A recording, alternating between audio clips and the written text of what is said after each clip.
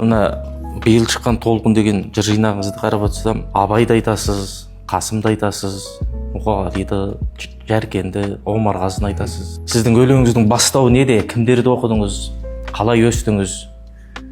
Енді өлеңнің мені арғы жағын айтсаң, өлеңнің тамыры сол ата-бабамыздан келген рух пен жігерден, сол ата-бабамыздан келген тарихи негізден туған. Ал енді кейін оқисың, сол Абайды да оқисың, Мұқағалиды да оқисың, барлық ақындарды оқисың. Содан кейін оның әсіресе біз мына Мұхтар Шаханның өлеңдерін жаттап өстік.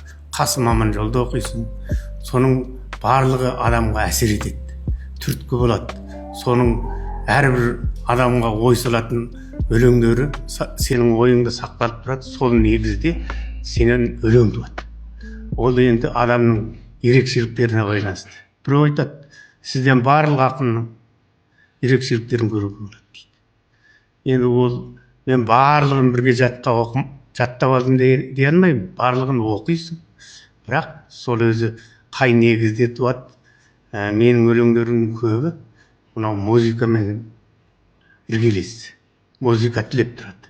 Соның кейін сол өзі табиғи келеді, қайсысынан словы келеді, қайсының мазмұны келеді, оны сол кезде білмейсің. Кейін ел бағалап жатады.